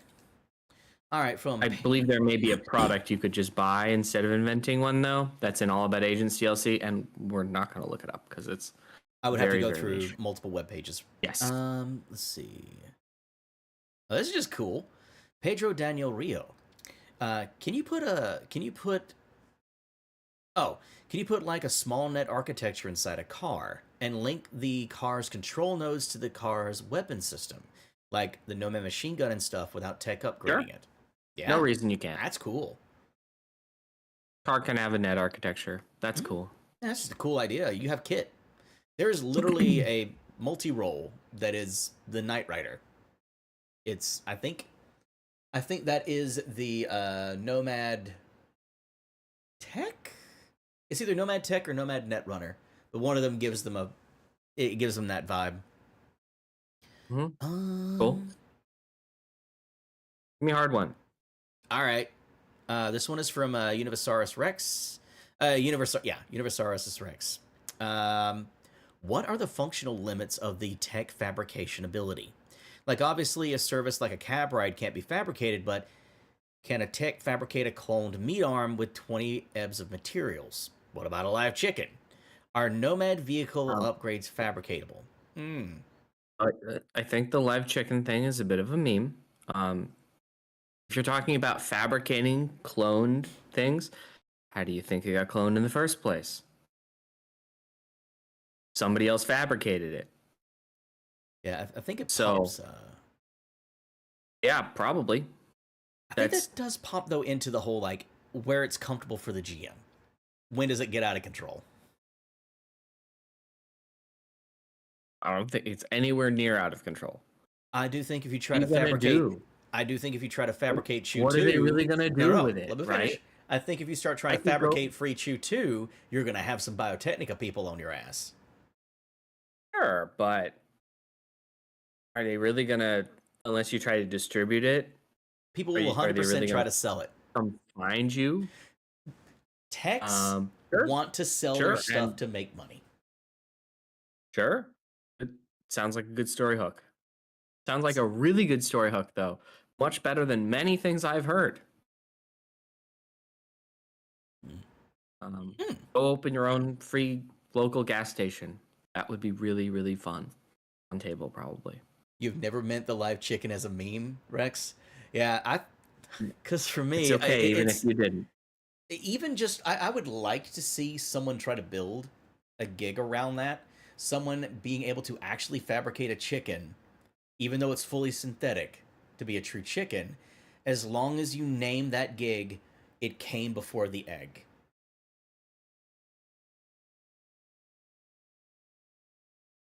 I would go with the pun with the word foul. Like, running afoul of the law. Hey, okay, that's actually better. Fuck. That's better. Oh, wow. Shit. Well, I had 20 seconds to think about it, and you just popped it off the cuff. That's two different things. Yeah. All right, so this is actually from Diamond Dust. And she's doing good. I hope she's doing good. I know she's currently unable to be on and around, but for good reason. She's doing all right, I know. So if y'all want to see her soon, don't worry. From GM Diamond Dust, she asks, how can we swap vehicle speed to foot for spinning your wheel speed for chases? I think that's vehicles, hot pursuit rules, converting down to foot chases. I think the relative speed is still there, isn't it? When it goes to foot chase, I like to say that's the... So I believe that, this is even in core, that you just go contested skill check with athletics and just run the whole foot chase like that and then get to the content. It's I feel like the car chase stuff is a lot better when it's a car chase. Foot race, you know, like chasing the perp type thing. I think that's really just a contested skill check. Yeah, like I'm anytime I've sure done you it. could find a more rules direct way to do compatibility there. But I would. Hey, I mean, I would just do direct skill check. Corgo has a point. Doesn't the jacket do this on the in cart? I think they're right. Yeah, I think they're right. yeah, they do. I'm about to drop my book everywhere. Like before we said with the firefighting thing, that's because it's cool there, because the end card is a very unique environment, and that's what makes it interesting. But outside of in like a off the cuff GM tool way, I believe it's a lot better to get the check and then move forward with the story. Yeah, it's on if anyone wants to check that reference, page 15. But it's basically that same setup. Yeah. Good call out there, Corgo. Shit, I forgot about that. All right.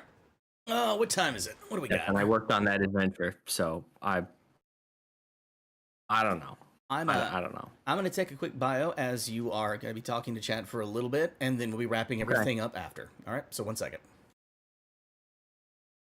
Howdy, everybody. You're with me again. This is a great time to tell you to go to jameshuttgames.com. JamesHuttGames.com. Sign up for my newsletter so you can play Beetle World before it comes out in like 2 years or whatever.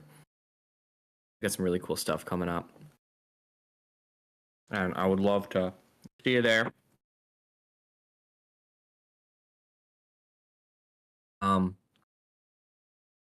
Anyway, let's see this chat. There are Beatles. Yes, Emeron, there are Beatles. Thank you for playtesting it. Sorry, Sprax, the pie. Homemade or store bought. It is homemade. My mom made it. Yesterday was my birthday. Hello, James. Hello. Corgo rip. Doesn't the jacket do this? Because it took my crew 40 minutes for that one encounter. I'm stomped by random kids. That's unfortunate.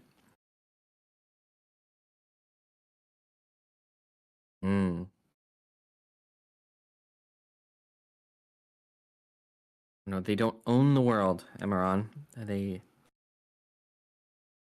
just live there. Oh, happy birthday to me too. Thank you for your birthday wishes. I love key lime pie. It's my favorite.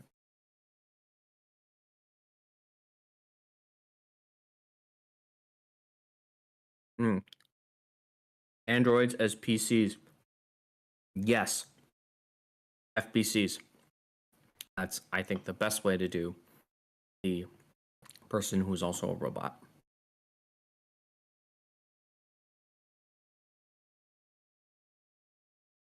Check out all the cool stuff about that in Going Metal, which is the DLC, the exclusive DLC that's in Interface Red Volume 3. Great.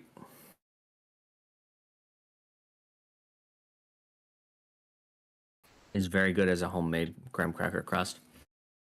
It's very tart.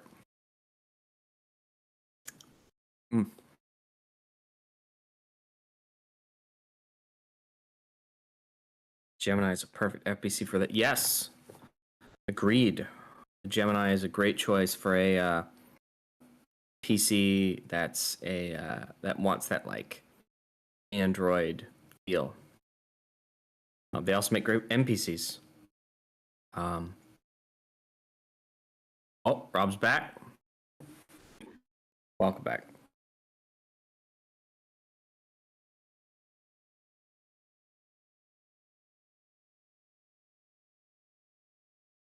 Oh.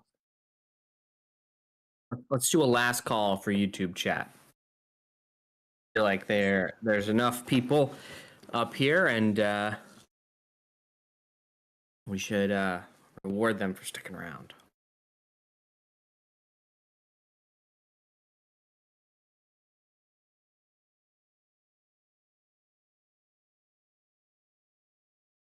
Mm. Um, they do exist. They're in DLCs. Um, yeah, they're in DLCs. The core book is focused on combat because it's the core of the game, like it or not. And I I think that yeah, no, I think we've expanded a lot of it to include social role stuff. Um, there's not a lot of directly social augmenting cyberware. A lot of that is handled by the skill system. I guess you could say skill chips. Rob, I think you're muted. I was muted. You may be silent. Yeah, to reiterate the question then, I was asking the question from Chibi Kami. Something I've noticed about Red is most of the gear in Cyberware is most things support combat, and in 2020, there were many options that supported social roleplay. And that's what we were answering, because we're going to do a last call here for questions on YouTube for those who are present for it. So people right now, we're going through chat one last time to answer questions in this last push. And that's what we were saying, most of that is in the DLCs, rather than the core book, because combat is one of the core things in the game. And we had space limitations. That book is really long, and the DLCs really gave us that opportunity to go back and re-engage all of the good stuff we couldn't fit in there. Yeah, and DLC has made it so I think we've caught up with 2020 in terms of weapons and gear already. We're getting there. At least for weapons, I know. We were talking about that. For example, the Cyberware minibar in your leg exists, except it's in an arm. You could tech upgrade it to put it in a leg.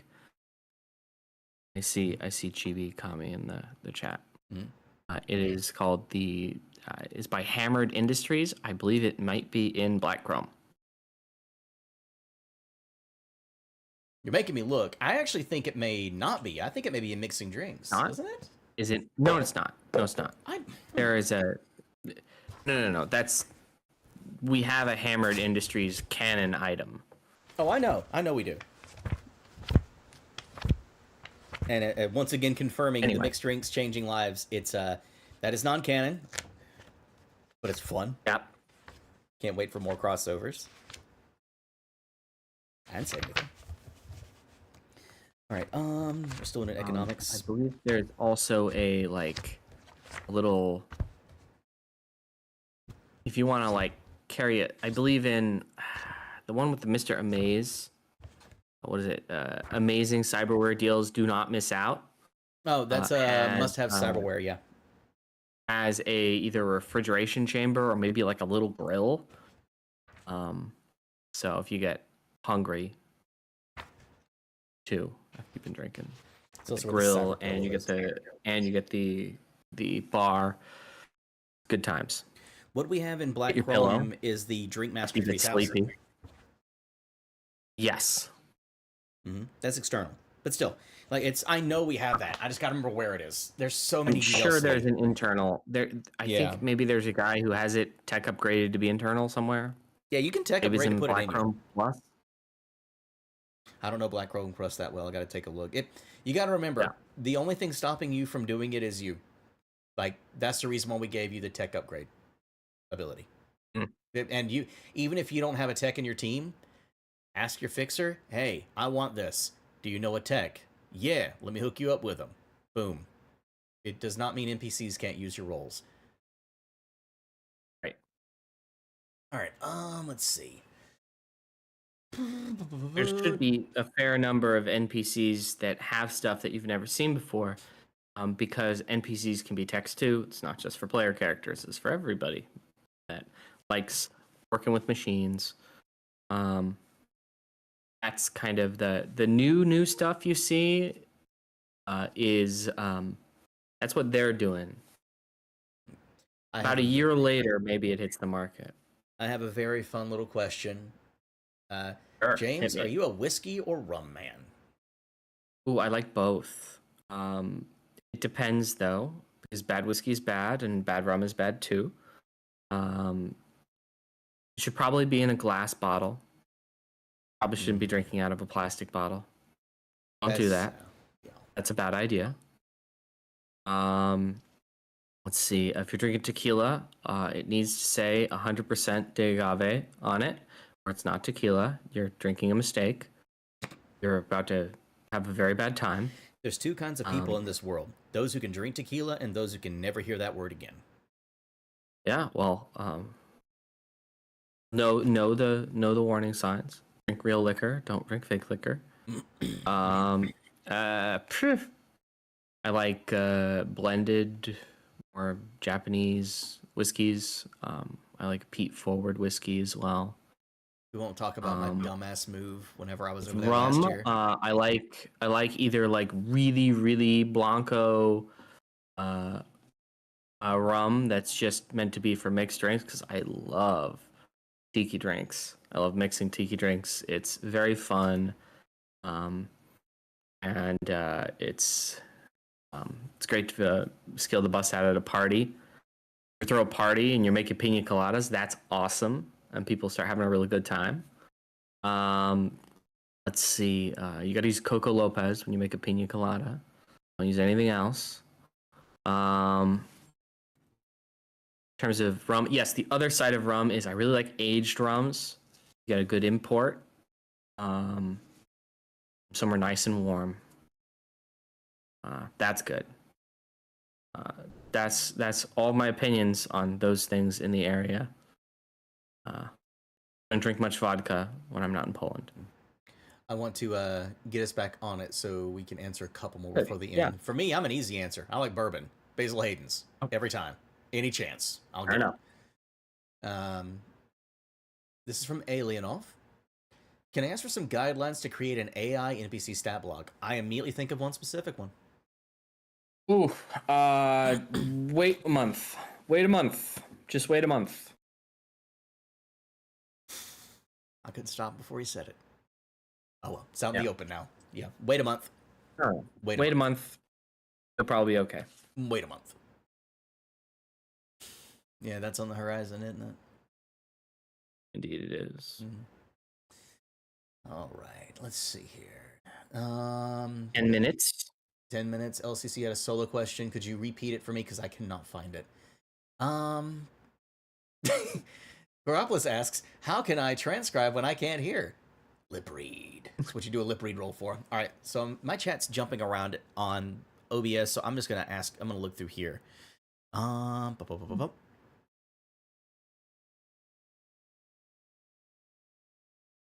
Honestly, it's looking we're almost there. FBC first aid, we've already gone through that. All right, so from Rex, do you need a fixer to sell 500 EBs and above?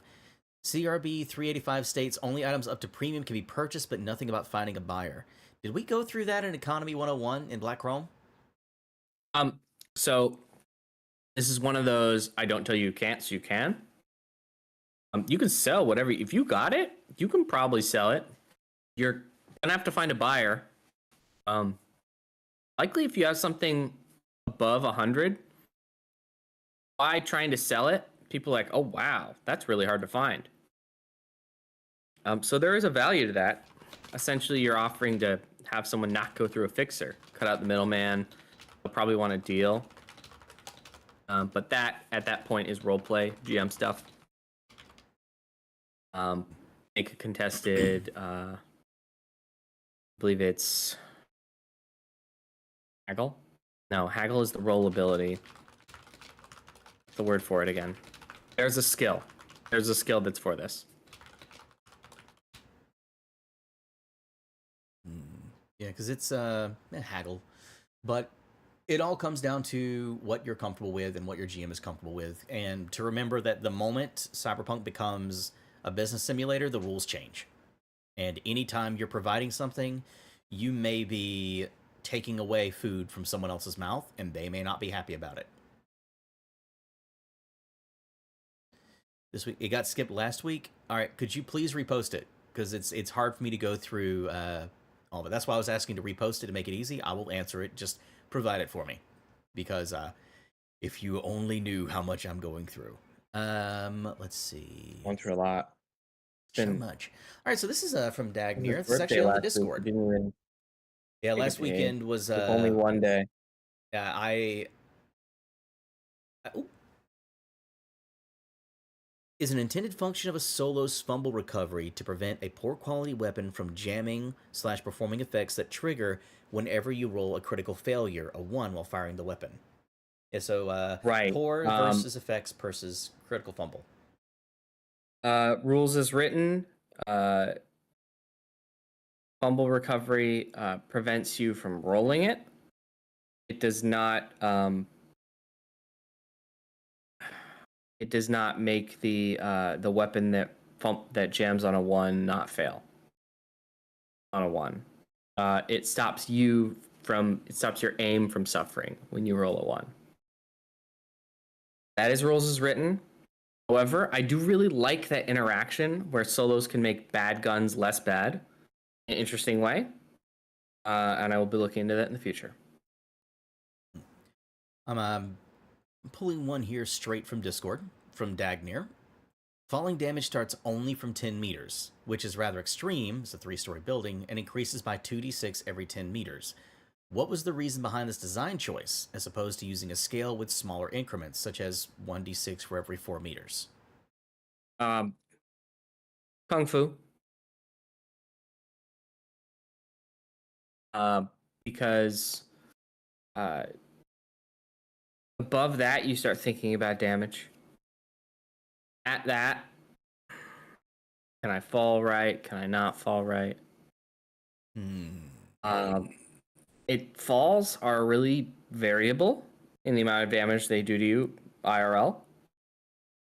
Couple of reasons. I think top level is speed of gameplay. Yeah, that's about it. Would these be adjusted in the future? Maybe. We always like to look at stuff, look how it got received, figure it out. I'm noticing a lot of questions popping up around building a cyborg, humanoid android body, building an AI. I'm gonna say, like, careful of that rabbit hole in Night City. You will get Netwatch on your ass so fast. Because I've noticed, at least today, we've had 3 different questions around, do cyborgs exist, and do androids exist? Someone's trying to build a completely synthetic PC, I think. Right. So, I hear you.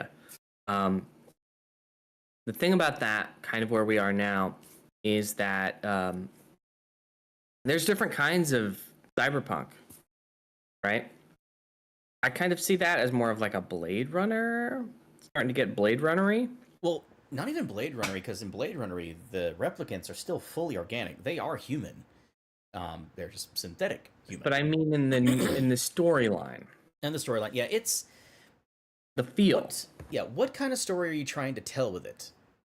Because you're basically wanting to take a Gemini, and you're basically taking a Gemini and making an AI and putting it in it. But you're doing that in quite literally a universe where AI absolutely destroyed the net, completed absolute genocide, all because one guy, had a kill switch. You say AI, even though there's SAAI, it's a very, scary taboo thing for the average person. And this is something that's not really discussed a lot, but, it's easy to detect a Gemini by one way. Thermal scan. Universalis Rex is right with the callback. Home of the Brave also sort of deals with this. That's a 2020 campaign module. Mm-hmm. And I won't big campaign book, but we don't want to spoil that because it's quite possible that people will go back to it. I could also unintentionally spoil No Coincidence, so I'm not going to talk too much about the implications of AI. Yeah, AI is. I really like. I just think that is I don't know. I like street stories. We call it street stories for a reason, because that's kind of where I like my. You're talking anyway something that is 50,000, 100,000 EBS just to even start working on and building your own AI. That anything about that gets even a smell of anything, you are going to have Netwatch down on you. because Right. no one wants the potential of a rabid getting into a synthetic body and being allowed to freely roam and do it at once. Look at the damage the Reaper caused in Reaping the Reaper. Right. So I also dislike how that narrative tends to kind of create this very predictable MacGuffin. And I just think players have seen it before. And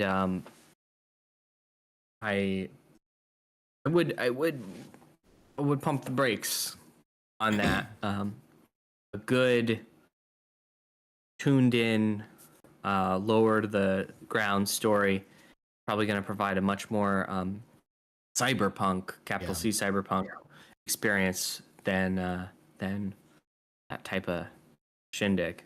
Yeah, because I'm gonna bring something up and avoid mentioning the source so it doesn't spoil anything, because it is a plot point in something, not Home of the Brave and not one of our books. So let's say, well, actually, Bush Warrior is a straight saying is an AI injected to a human body with relic technology. That's far past 2077, I'm assuming, because like that was barely even touched on. That's it's kind not of even what they're possible. trying to do. Yeah, it's that you got to remember something. A synthetic version of your mind is not you. And I will actually state why this is a thing. Twins. Now, the reason why I say twins is twins starts out as a single human cell, identical twins. They will split apart into identical people, right? Their minds are not the same. They have their own wills, their own views, their own lives. If you as a netrunner are trying to make a synthetic you to become immortal, you can give it all of your memories, all of your mind, everything. But when you die, that doesn't mean you suddenly are that. The thing you created continues on as a perfect copy of you, but that is not you. That is not your soul. All right. That is not your being. We're at 3. We're at 3. All right. I could talk about that for a while. That goes deep into what truly is human. Yeah. Careful. I really look into shit like this when it comes to talking about what is and is not human. It's a very big plot point in my campaigns for a reason. Spoil your own campaign. Oh, I'm not. I've not used that one in a minute. Either way, thank you all for joining us. As I said, after this stream, I'll be going ahead and getting the Shadowscar DLC up on DriveThruRPG first. And then, yeah, we'll go ahead and at least get the plugs done. James, of course, you take it first from here. Hey everybody, happy weekend. Check out my newsletter, jameshuttgames.com. That's where you sign up for it. Get some games that I make in my spare time. Other than that, I'll be here every week. We doing another one next week? We are. Yeah, there's nothing that's really going to stop or get in the way. We are going to consistently do these until I feel it's good to swap to a 2 per month setup. We right now are in a backlog of questions on Discord that goes back to last week. So exciting. If you ask questions in a different medium to try and jump the line where you've asked things in the Discord, as you saw today, it does cause confusion, and yeah, it does irritate me. So please avoid doing that. All right, it makes my job a mess. So please don't do that to me. Anyway, I'll see you. I'll see you here next week. Yeah, we'll see you next week. Of course, if you want to hop on the Discord, it is discord.gg/r.storiangames. Main places for news is our website and YouTube first. They will always get it first, then the social media accounts, then the Discord. You know the drill. Either way, we will see you all next week. Thank you all for joining us. And if there's any questions you have, please pop them into the Mayor's Desk Questions CPR channel on the Discord, or wait to see the post pop up. I try to get it up every Wednesday. If I don't, I get it up Thursday. Either way, thank you all for coming. We'll see you all next week, okay? Take care, guys. Be safe. Take care.